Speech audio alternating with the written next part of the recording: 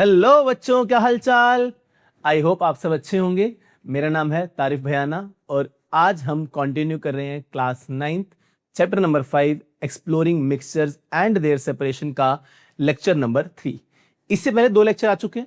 अगर आपने नहीं देखे हैं तो यहाँ आई बटन पर क्लिक करके पहले उन्हें देख लीजिए ताकि आपका बेस सारा क्लियर हो जाए। लेक्चर 1 हो जाए, लेक्चर 2 हो जाए, फिर हम बात करें लेक्चर नंबर 3 की। लेक्चर 1 में हमने सीखा था कि मिक्सचर क्या होते हैं, मिक्सचर के कौन कौन से टाइप हैं, होमोजीनियस क्या है, हेट्रोजीनियस क्या है। वहीं पे हमने सीखा था कि सॉल्यूशन क्या होता है, कोलोइड क्या होते हैं और सस्पेंशन क्या होते हैं। उसके बाद हमने लेक्चर नंबर 2 में कॉन्सेंट्रेशन टर्म्स क्या होती हैं उनके बारे में सारी बातें डिस्कस की। कॉन्सेंट्रेशन टर्म्स इस चैप्टर का one of the most important topic है क्योंकि वहीं से न्यूमेरिकल बन के आता है। कॉन्सेंट्रेशन टर्म में हमने बेटा 3 चीजें सीखी थी। कौन कौन सी?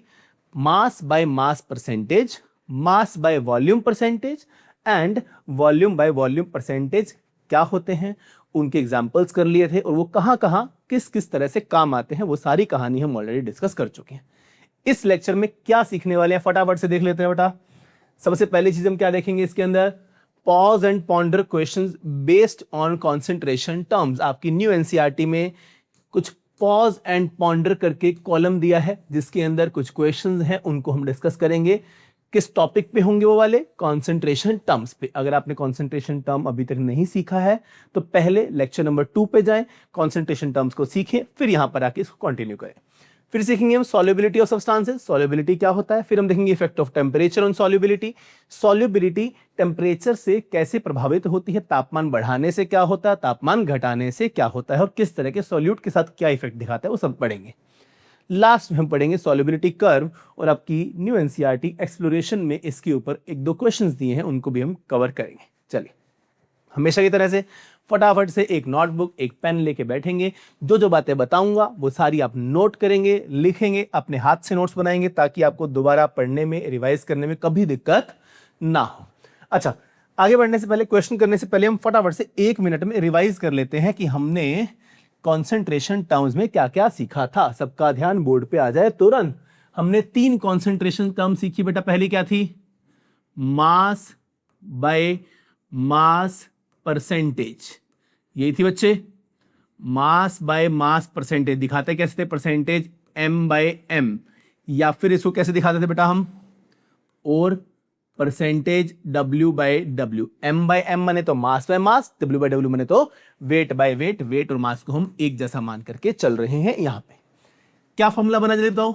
Mass of solute, last lecture में सिखाया था, ध्यान रखो, इधर ध्यान दो। जो पहले वाला बाय से पहले वाला होता है वो किसके लिए होता है? सॉल्यूट के लिए। और बाय से बाद वाला हमारे सिलेबस में किसके लिए होता है? सॉल्यूशंस के लिए। अगर सीख लिया है तो पता लग जाएगा फॉर्मूला क्या बना? Mass of solute by mass of, बोलो भाई, सॉल्यूशन। मल्टीप्लाई किससे कर देना है? 100 से। सेम कहानी आपने किसके लिए पढ़नी है बेटा? Percentage mass by volume. पहले वाला किसके लिए? सॉल्यूट के लिए। बाद वाला किसके लिए? सॉल्यूशन के लिए। क्या लिखूं बोलो भाई? Mass of solute divided by, बोलो बच्चों, अब क्या आ जाएगा? Volume of solution. Volume of solution. I hope आप फॉर्मूला बनाना सीख गए हैं, कुछ मुश्किल नहीं है। तीसरा फॉर्मूला खुद से बताओ, हम सिर्फ लिखेंगे परसेंटेज V बाय V। जल्दी बोलो। ऊपर वाला किसके लिए? सर सॉल्यूट के लिए। नीचे वाला किसके लिए? सॉल्यूशन के लिए। Very good. क्या लिख दूं? Volume of solute divided by, जल्दी बोलो, वॉल्यूम ऑफ सॉल्यूशन मल्टीप्लाई कैसे कर दूंगा? 100 से। तो ये 3 फॉर्मूलाज हमने लास्ट लेक्चर में सीख ली हैं। अब हम इनके एप्लीकेशन पार्ट पे आते हैं। जो क्वेश्चंस गिवन है उन क्वेश्चंस को फटाफट से सॉल्व करते हैं। क्लियर? चलो फटाफट से question number 1 pause and ponder का न्यू एनसीईआरटी में एक्सप्लोरेशन में क्या गिवन है? जल्दी बोलो। एक common talcum powder contain 4% M by M zinc oxide which act as an antiseptic. How much zinc oxide is present in 300 gram of talcum powder? अच्छा, इस तरह क्वेश्चन जब हम करते हैं तो हमें पहले यह भी सीख लेना चाहिए कि इस तरह क्वेश्चन में जो इंफॉर्मेशन गिवन है, कभी कभी इस इंफॉर्मेशन से भी सवाल आता है। क्या इंफॉर्मेशन गिवन है सर? इंफॉर्मेशन गिवन है कि हमें एक चीज पता लगी क्या, कि जो भी कॉमन टेल्कम पाउडर होता है उसमें कौन व्यक्ति है जो एंटी सेप्टिक की तरह काम कर रहा है, तो आपका आंसर क्या होगा सर? Zinc oxide. तो हमने सिर्फ क्वेश्चन को सॉल्व नहीं करना है, हमने उसमें से जो इंफॉर्मेशन दी गई है उसको सीखना भी है। एनसीईआरटी की हर लाइन हर वर्ड काम आता है। जब 11th 12th करने के बाद कंपटीशन का एग्जाम देंगे तो आपको इस बात की अहमियत समझ में आएगी कि हर एक वर्ड हर एक लाइन काम आती है, सवाल कहीं से भी बन सकता है। क्लियर? तो मैंने क्या सीख लिया कि टेल्कम पाउडर के अंदर क्या होता है? जिंक ऑक्साइड, जो किसकी तरह काम करता है? एंटीसेप्टिक की तरह काम करता है। अच्छा, अब वापस सवाल पे आते हैं। जब भी इस तरह के सवाल सॉल्व करो तो बहुत शांत दिमाग से सबसे पहले हम ये लिखेंगे कि हमें दिया हुआ क्या क्या है, गिवन क्या है। फटाफट से लिख दूं बेटा, गिवन क्या है। सबसे पहली चीज, एक common talcum powder contain 4% mass by mass. मुझे क्या मिल गया बच्चे? Percentage m by m। क्या मिल गया बेटा जी? परसेंटेज m बाय m कितना है? 4। Zinc oxide which act as antiseptic, how much zinc oxide is present in 300 gram of talcum powder. अब इसने क्या बोला कि दो चीजें हैं, एक जिंक ऑक्साइड टोटल पाउडर है, टोटल जो पाउडर बना वही क्या मेरा सॉल्यूशन, क्या है भाई मेरा सॉल्यूशन। इसने पूछा क्या है? How much zinc oxide. मेरा जिंक ऑक्साइड क्या हो जाएगा बेटा? सॉल्यूट। क्या हो जाएगा बेटा? सॉल्यूट। मैंने क्या लिया? निकालना क्या है मुझे? Mass of solute. क्या निकालना है? Mass of solute. गिवन क्या है? Mass of talcum powder. यानी कि एक तरह से किसकी बात हो रही है बेटा? सॉल्यूशन की। किसकी बात हो रही है बच्चे? सॉल्यूशन का मास कितना है? 300 ग्राम। निकालना क्या है? मास ऑफ, अरे बोलो, mass of zinc oxide. Zinc oxide किसकी तरह काम करेगा बेटा जी? सर सॉल्यूट की तरह। इसको हमने निकालना है। इसको मैं लेट कर लूं x। क्या लेट किया बेटा इसको मैंने? x। क्या मान लिया मैंने? x। Percentage m by m का फॉर्मूला सबको पता है सर, अभी तो सिखाया आपने। क्या हो तो जल्दी बोलो। ऊपर क्या आएगा? मास ऑफ, अरे बोलो, जब भी पेपर में सवाल अटेम्प्ट करना है बिना थके बिना शर्म किए हर बार फॉर्मूला लिखोगे, हर बार। चाहे 10 बार सेम सवाल करोगे, 10 बार क्या लिखोगे? पहले फॉर्मूला, क्योंकि अगर कैलकुलेशन में मिस्टेक है तो कम से कम फॉर्मूला के नंबर हमें मिलने चाहिए। तो क्या लिखा? Mass of solute by mass of, अरे बोलो, सॉल्यूशन सबको पता है, मल्टीप्लाई बाय 100। फटाफट से वैल्यूज पुट कर दूं, जल्दी बोलो। परसेंटेज m बाय m क्या वैल्यू है सर? 4 बराबर मास ऑफ सॉल्यूट कितना माना हमने? जल्दी बोलो, x। कितना मान लिया हमने? x। मास ऑफ सॉल्यूशन कितना दिया है सर? 300। मल्टीप्लाई किससे कर दिया? 100 से। 2 0 से 2 0 कैंसल। x बराबर क्या आ गया? 4 मल्टीप्लाई बाय 3 बराबर कितना आ गया? 12 gram. This is your simple answer and simple process. क्या हमें समझ में आ गया? ध्यान क्या रखना है, जब भी सवाल गिवन हो तो सबसे पहले हमने इंफॉर्मेशन सीखनी है, ताकि पेपर में अगर सिंपल सवाल आए तो भी हम कर पाए। फिर हमने गिवन क्या क्या है उसको लिख देना है, उसके बाद निकालना क्या है उसको लिख दिया। कैसे निकालोगे? सिंपल फॉर्मूला पुट करोगे, आपके पास आंसर आ जाएगा। फॉर्मूला क्या था? Mass of solute by mass of solution into 100। आपने सारी वैल्यूज पुट कर दी। ध्यान रखना, जितनी बार भी क्वेश्चन करोगे, चाहे पेपर में चाहे प्रैक्टिस में, हर बार फॉर्मूला लिखोगे, ताकि आपकी आदत बन जाए फॉर्मूला को लिखने की। क्या ये बात हमें क्लियर है? क्या मैं आगे बढ़ सकता हूं? चलिए फटाफट से आगे बढ़ते हैं। सवाल number 2।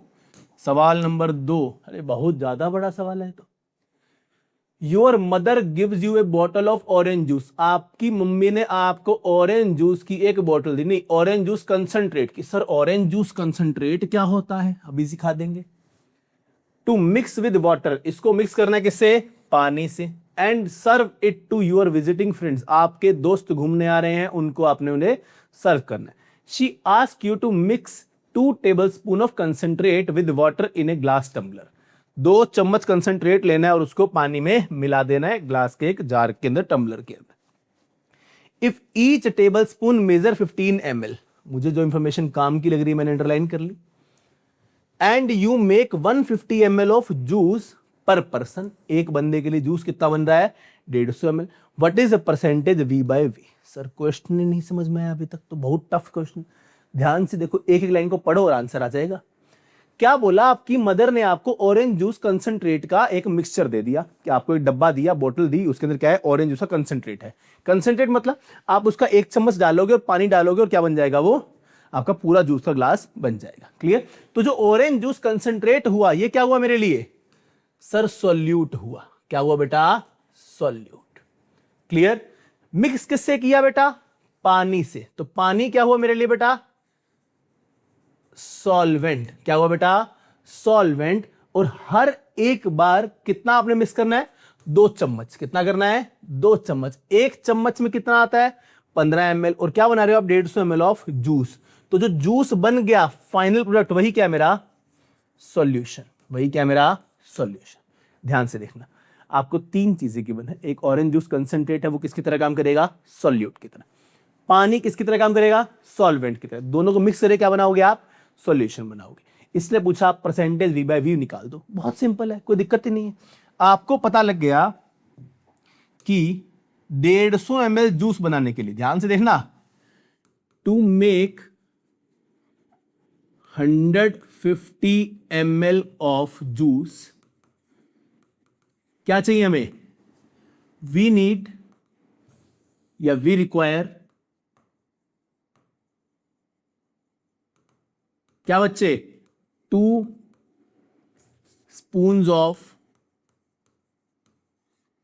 Concentrate, orange juice concentrate.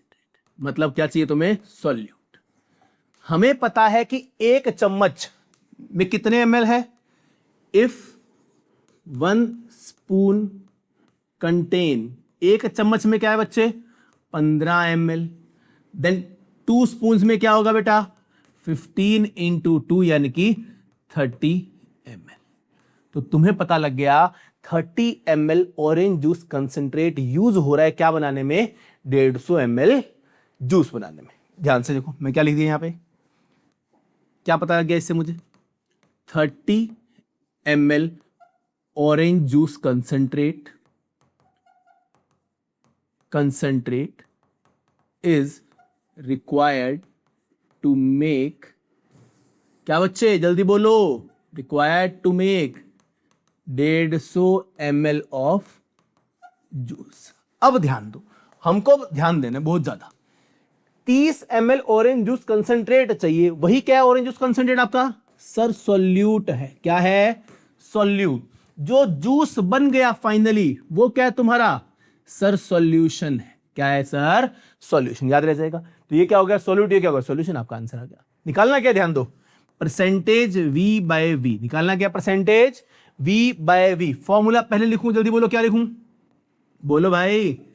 Volume of solute divided by क्या बेटा? Volume of solution. 10 बार बता दिया, पहले वाला होता है सॉल्यूट के लिए, बाद वाला होता है सॉल्यूशन के लिए। Multiply by 100। सारी वैल्यूज बेटा जी हमारे सामने हैं। फटाफट से परसेंटेज V/V निकाल नहीं पाओगे क्या? तुम नहीं निकालोगे तो कौन निकालेगा? सॉल्यूट का वॉल्यूम 30 ml। कितना आया? 30 ml। सॉल्यूशन का वॉल्यूम कितना आया? 150 ml। 150 ml मल्टीप्लाई किससे करना है? 100 से। 0 से 0 कैंसिल। 3 1 jar 3, 3 5 jar 15। क्या बच गया? 5 2 जार 10। देखो जरा कितना आ गया? 20% आपके सामने आंसर आ गया। बेहद बेहद आसान सवाल। कभी भी सवाल बड़ा हो तो देख के घबराना नहीं है, हमने उसको छोटे छोटे टुकड़ों में तोड़ देना है। जो जो इंफॉर्मेशन दिए जा रहा है उसको लिखते जाओ, और इंफॉर्मेशन लिखते लिखते लिखते लिखते जो फाइंड करना है हम फाइंड कर लेंगे। क्लियर है? तो सबसे पहले आप पहचान लें कि सर सॉल्यूट क्या है और सॉल्यूशन क्या है। जैसे यहां मैंने पहचान लिया, सॉल्यूट क्या था? Orange juice consent. इसी को तो मिक्स कर रहे हो। कैसे मिक्स कर रहे हो? पानी में। बन क्या रहा है? जूस। तो ये क्या हो गया? सॉल्यूट। ये क्या हो गया? सॉल्वेंट। और जो बन गया वो क्या हो गया? सॉल्यूशन। किसकी कितनी मात्रा गिवन है लिख दो, उसके बाद फॉर्मूला में सारी वैल्यूज पुट कर दो। तो क्या हमें इतनी कहानी क्लियर है? फटाफट छाप लो इसको, फिर हम आगे बढ़ते हैं नेक्स्ट क्वेश्चन की तरफ।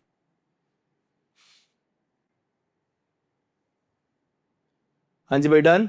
बड़े क्वेश्चन नंबर 3 की तरफ चलिए। क्वेश्चन नंबर 3 क्या कह रहा है? Vinegar used as food preservative and additive contain 5% volume by volume acetic acid. Okay. Glacial acetic acid is a liquid. Okay. यानी कि वो क्या है? 100% acetic acid। वो क्या है? 100% acetic acid. If you want to make vinegar from glacial acetic acid, how would you proceed? बहुत ज्यादा सिंपल।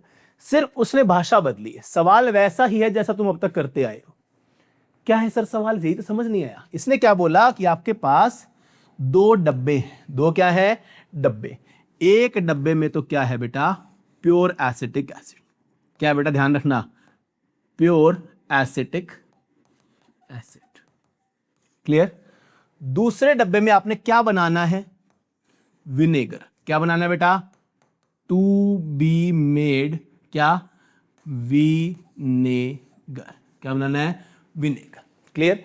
अब विनेगर क्या है, विनेगर क्या है बेटा 5% volume by volume acetic acid, क्या है 5% volume by volume acetic acid. और प्योर एसिटिक एसिड मतलब 100% क्या है एसिटिक एसिड। इसने बोला आप इससे ये कैसे बनाओगे, इससे ये कैसे बनाओगे, सोच के बताओ कैसे बनाओगे भाई। प्योर एसिटिक एसिड मतलब सिर्फ एसिटिक एसिड है, इसमें क्या है एसिटिक एसिड कितना 5% V बाई वी। आपको याद हो जब मैंने डेफिनेशन लिखवाई थी, आपको वहां समझ आना चाहिए परसेंटेज V बाई वी का मतलब क्या था। 5% V बाई वी का मतलब क्या हुआ, जल्दी बताओ, अगर आपने थोड़ा सा भी आपने सोचा है दिमाग लगाया तो। इसका मतलब है 5 ml ऑफ, क्या मतलब बेटा 5 ml of acetic acid is present in 100 ml of solution. क्या मतलब है इसका बेटा 5 ml of acetic acid is present in 100 ml of solution. अगर 100 ml सॉल्यूशन लूंगा तो उसमें कितना एसिटिक एसिड है 5 ml। इतनी सी बात इसने पूछी थी। इसने यही पूछा था कैसे बनाओगे, तो मैं क्या जवाब दूंगा, we will take 5 ml of acetic acid and add it to, किसमें ऐड करोगे, तुम्हें क्या चाहिए 5 ml acetic acid in 100 ml of solution. ध्यान दो आगे बढ़ो, क्या मिल गया मुझे, volume of acetic acid required कितना है बेटा 5 ml, clear. Volume of solution जो बना कितना है, वॉल्यूम ऑफ सॉल्यूशन कितना है बेटा जल्दी बोलो, अरे बोलो भाई 100 ml। अब 100 ml सॉल्यूशन बनाना है तो 5 ml किस में डालूंगा, तो इसका मतलब मुझे क्या मिल गया यहां से volume of solvent, volume of solvent. Solvent कौन है मेरे पास, वाटर, कौन है वाटर। कैसे निकालूंगा, वॉल्यूम ऑफ सॉल्यूशन में से किसको माइनस कर दो बेटा, वॉल्यूम ऑफ सॉल्यूट। अगर सॉल्यूशन में से सॉल्यूट का वॉल्यूम माइनस कर दो, किसका वॉल्यूम आ जाएगा बेटा सॉल्वेंट का। कितना आगे जल्दी बोलो, सॉल्यूशन का वॉल्यूम कितना 100, सॉल्यूट का कितना 5, कुल कितना आगे जल्दी बोलो 95, कितना आ गया 95। तो यहां से मुझे क्या पता लग गया, मुझे पता लग गया कि मैं 5 ml ग्लेशियल एसिटिक एसिड यानी कि 100% एसिटिक एसिड लूंगा और किस में डाल दूंगा 95 ml वाटर में, और मेरे पास क्या बन जाएगा जल्दी बोलो।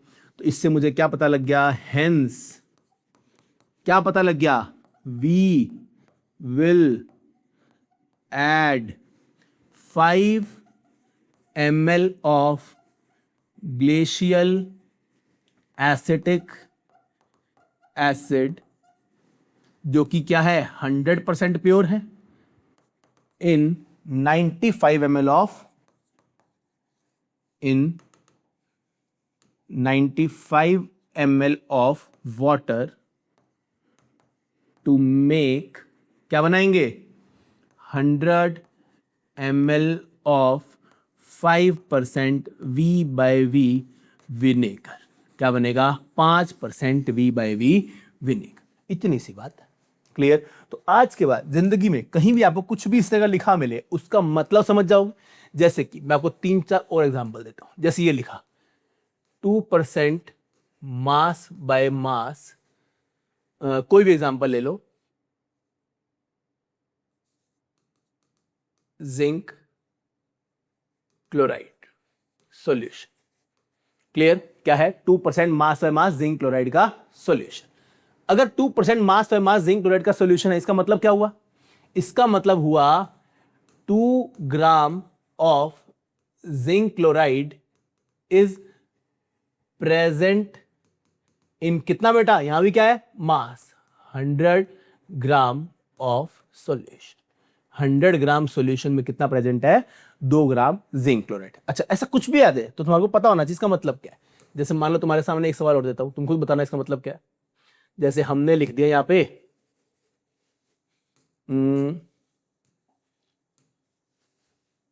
3% मास बाय वॉल्यूम सॉल्यूशन ऑफ, जैसे मैंने लिख दिया मान लो सल्फ्यूरिक एसिड। क्या लिख दिया बेटा? Sulphuric acid. बताओ क्या मतलब हुआ इसका? क्या मतलब हुआ इसका? इसका मतलब हुआ 3% मास बाय वॉल्यूम। पहले वाला किसके लिए होगा सर? सॉल्यूट के लिए। पहले वाला किसके लिए है? सॉल्यूट। बाद वाला किसके लिए है? सॉल्यूशन। बाद वाला किसके लिए है? सॉल्यूशन। तो इसका मतलब क्या हुआ? 3 gram sulphuric acid, 3 gram sulphuric acid is present in, किसमें प्रेजेंट है बेटा? 100 ml सॉल्यूशन। किसमें प्रेजेंट है बेटा? 100 ml सॉल्यूशन। तो ये वाली बात है, आपको पता होना चाहिए कि इसका मतलब क्या होता है। क्या यहां तक कहानी मुझे क्लियर है? तो आई होप आपको तीनों क्वेश्चन यहां से क्लियर हो गए। फटाफट इसको छाप लीजिए और हम आगे बढ़ते हैं। वीडियो को पॉज कीजिए, इसको लिखिए, फिर हम आगे बढ़ते हैं और बात करते हैं सॉल्युबिलिटी की। चलो भाई, नेक्स्ट आ गया मेरे पास solubility of substances. Sir solubility क्या होती है? सॉल्युबिलिटी बहुत सिंपल चीज होती है। क्या? किसी एक गिवन अमाउंट ऑफ सॉल्वेंट में कितना मैक्सिमम सॉल्यूट डाला जा सकता है उस टेम्परेचर पे। तो 3 चीजें ध्यान रखनी है। एक तो गिवन अमाउंट ऑफ सॉल्वेंट होना चाहिए, मैक्सिमम क्या होना चाहिए? सॉल्यूट होना चाहिए, टेम्परेचर क्या होना चाहिए? फिक्स होना चाहिए। उसी को हम क्या बोलते हैं? सॉल्युबिलिटी। जैसे मान लो तुमने 1 गिलास पानी लिया, क्या लिया बेटा? 1 गिलास पानी, उसमें 1 चम्मच चीनी डाली, घुल गई। 1 चम्मच और चीनी डाली, वो भी क्या हो गई? घुल गई। क्या ऐसे करता रहूं तो मैंने 30-40 चम्मच चीनी डाल दी, क्या वो घुल जाएगी? नहीं सर, नहीं घुलेगी। एक टाइम आएगा जब वो घुलना क्या हो जाएगी? बंद। एक टाइम आएगा जब वो घुलना क्या हो जाएगी? बंद हो जाएगी। उसी पॉइंट पर जितनी चीनी घुल चुकी है वही क्या उस समय उसकी सॉल्युबिलिटी। तो ध्यान रह जाएगा क्या सॉल्युबिलिटी कहते बताओ बेटा? मैक्सिमम अमाउंट ऑफ सॉल्यूट, यानी कि मैक्सिमम अमाउंट ऑफ चीनी that can be dissolved in given amount of substance, जो सॉल्वेंट होगा या सॉल्यूशन होगा। मैंने सॉल्वेंट क्या लिया यहाँ पे? पानी। कितना लिया? 1 गिलास एट गिवन टेम्परेचर, वही क्या उसकी सॉल्यूट। तो मैंने क्या बोला? Maximum amount of solute that dissolves in fixed amount of solvent. Generally हम क्या लेते हैं बेटा? 100 ml लेते हैं, 100 ग्राम लेते हैं। उसमें क्या बोलते हैं? उसकी सॉल्युबिलिटी एट ए गिवन टेम्परेचर। टेम्परेचर बहुत जरूरी है। क्यों? क्योंकि अगर आपने मान लो चीनी को पानी में घोलना शुरू किया, 5 चम्मच 6 चम्मच के बाद चीनी घुलना बंद हो गई, 7वां चम्मच लिया पानी में डाला, क्या होगा? नीचे जाके बैठ जाएगी, क्योंकि घुलना क्या हो चुकी है? बंद। मम्मी ने कहा बेटा ऐसा कर, घुल नहीं रही है ना, इसको पैन में डाल, पानी को गर्म करना शुरू कर दे। क्या करते? पानी को गर्म करना शुरू कर दे। तुम बताओ गर्म करने से क्या होगा? सर जैसे ही आप पानी को गर्म करोगे चीनी और घुल जाएगी, और चीनी भी घुल जाएगी। तुम 4 चम्मच और डालो तो भी घुल जाएगी। इसी तरह चाशनी बनाते हैं, ये सुनो, इसीलिए हम टेम्परेचर करते हैं यहाँ पे फिक्स रहते हैं। तो सर टेम्परेचर का रोल क्या है उसी को सीखते हैं, ध्यान दो। टेम्परेचर का रोल क्या है उसको पहले सीख लेते हैं, फिर हम saturated. Effect of temperature on solubility. Solubility पर टेम्परेचर का क्या इफेक्ट है बेटा? 2 अलग इफेक्ट होते हैं, ध्यान रखना। 2 अलग केस, 2 अलग इफेक्ट। पहला case, solid solute in liquid. किसकी बात हो रही है बेटा? जब सॉल्यूट क्या हो? सॉलिड हो। क्या हो बेटा? Solid solute in liquid. इसको याद रखने का बहुत सिंपल तरीका है कि आपके दिमाग में 2 एग्जांपल याद रहने चाहिए, अभी समझा देंगे। और दूसरा केस कौन सा बेटा? Gas solute in liquid. चलो फटाफट से सीखते हैं। आपको 2 एग्जांपल याद रखने हैं जिससे आपका सारे का सारा कॉन्सेप्ट हमेशा के लिए, जिंदगी भर के लिए याद रह जाएगा। एग्जांपल 1 बता चुका हूं, क्या कि चीनी को पानी में डालो, डालते रहो डालते रहो डालते रहो, एक पॉइंट आएगा चीनी और घुलना बंद हो जाएगी। उस पॉइंट पे आप पानी को गर्म कर दो और चीनी डालो, घुल जाएगी, धीरे धीरे क्या बन जाएगी? चाशनी बन जाएगी। तो याद रखना जीवन में क्या, कि जब भी आप सॉलिड सॉल्यूट को लिक्विड में डाल रहे हो तो उसकी सॉल्युबिलिटी क्या होती है बेटा? Increases with increase in temperature. तापमान बढ़ने के साथ साथ सॉल्युबिलिटी बढ़ती है। लेकिन गैस के केस में क्या हो सर? एग्जाम्पल और लो, मान लो कि हमने मार्केट से कोल्ड ड्रिंक की एक बोतल खरीदी, बिल्कुल चिल्ड बोतल है, बिल्कुल ठंडी एकदम। उसको आपने खोल दिया, ऐसे आवाज है, आपने उसको 2 ग्लास में डाला। किसमें डाला बेटा? 2 ग्लास में डाला। एक ग्लास को उठा करके रख दिया मैंने फ्रिज में। कहां रख दिया बेटा? फ्रिज में। दूसरा ग्लास उठाया मैंने बाहर जाके धूप में रख दिया। कहां दिया बेटा? बाहर जाके धूप में रख दिया। 1 घंटे बाद मैंने आपको कहा बेटा दोनों ग्लास को टेस्ट करो। हमने कोल्ड ड्रिंक मार्केट से खरीदी, ठंडी ठंडी बिल्कुल चिल्ड, खोला, 2 ग्लास में डाला, 1 ग्लास इसमें रखा फ्रिज में, 1 ग्लास का रखा हमने बाहर धूप में। आधे घंटे बाद मैंने कहा बेटा इसको टेस्ट करो, बताओ क्या टेस्ट में कोई डिफरेंस आएगा? सर बिल्कुल आएगा, बहुत सिंपल सी बात है, हमेशा ही ऐसे होता है। फ्रिज वाली में गैस ज्यादा होगी, बाहर वाली में गैस क्या होगी? कम। बाहर वाली गैस क्या हो जाएगी? उड़ जाएगी। तो ध्यान रखना, गैस का उड़ना मतलब सोल्यूट का उड़ना। किसका उड़ना? सोल्यूट का। तो वहां पे सोल्यूट कौन था? गैस। बाकी क्या था? लिक्विड। जो बच गया वो क्या था? आपका सॉल्वेंट था। तो ध्यान रखना, टेम्परेचर बढ़ने के साथ साथ solubility of gas in liquid क्या हो जाती है? कम। ध्यान दो, यहां पे गैस के बुलबुले उठ रहे। जैसे तापमान बढ़ाए बुलबुले क्या हो गए? ज्यादा उठने लग गए। इसका मतलब क्या हो गया? गैस की काइनेटिक एनर्जी बढ़ती है। कैसे बढ़ती है वो सारी बातें बात की। क्या बोला? Gas solute in liquid case में क्या होगा बेटा? सॉल्युबिलिटी क्या हो जाएगी? जल्दी बोलो। Decrease with increase in temperature. तापमान बढ़ने के साथ साथ solubility of gas in liquid क्या होती है? कम। 2 एग्जांपल से आपको ये बात हमेशा के लिए याद रहनी चाहिए। Clear everyone? चलिए आगे बढ़ते हैं।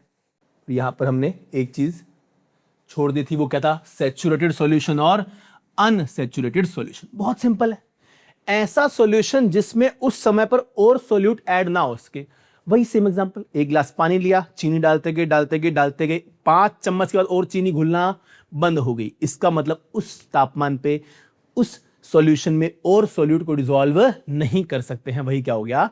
Saturated solution. लेकिन ऐसा सॉल्यूशन जिसमें और सॉल्यूट को मिलाने की गुंजाइश होती है वो क्या होता है? Unsaturated solution.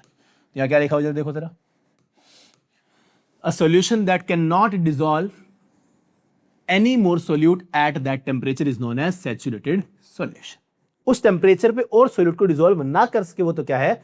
सैचुरेटेड। जैसे कि देखो, और डिसॉल्व किया तो नीचे जाके बैठ गया। लेकिन ऐसा सॉल्यूशन जो उस टेम्परेचर पे और सोल्यूट को भी डिसॉल्व कर सके वो क्या है? अनसैचुरेटेड। जैसे सॉल्यूशन में देखो बहुत सारी चीजें मिली हुई हैं लेकिन फिर भी और सोल्यूट डाल दिया तो क्या हो रहा है? मिक्स हो पा रहा है। तो ये क्या हो गया आपका? Unsaturated solution. क्या यहाँ तक कहानी में क्लियर है? किसी को दिक्कत? बड़े फटाफट से आगे चलिए, आगे बढ़ते हैं। बात करते हैं हम किसकी? सॉल्युबिलिटी कर्व की। किसकी बात करें बेटा? सॉल्युबिलिटी कर्व की। Solubility curve. Sir solubility curve क्या होती है? एक ग्राफ है। क्या है बेटा? एक ग्राफ। किस किस के बीच में? एक तरफ तो लिखूंगा मैं सॉल्युबिलिटी। क्या लिखूंगा बेटा? सॉल्युबिलिटी। कितने ग्राम सॉल्यूट 100 ग्राम सॉल्यूशन में या सॉल्वेंट में डिसॉल्व हो पा रहा है वो। एक तरफ लिखूंगा मैं टेम्परेचर। तो अगर इन दोनों के बीच में ग्राफ प्लॉट कर दिया जाए तो वो कहलाती है सॉल्युबिलिटी कर्व। ध्यान दो, आपके सामने दिख रहा है, जैसे पोटेशियम नाइट्रेट है, जैसे जैसे टेम्परेचर बढ़ा वैसे वैसे सॉल्युबिलिटी इसकी बढ़ती हुई चली गई। सोडियम नाइट्रेट, जैसे जैसे टेम्परेचर बढ़ा वैसे वैसे इसकी सॉल्युबिलिटी बढ़ती हुई चली गई। तो इस कर्व का नाम क्या होता है? Solubility curve. तो सॉल्युबिलिटी कर्व क्या है बेटा?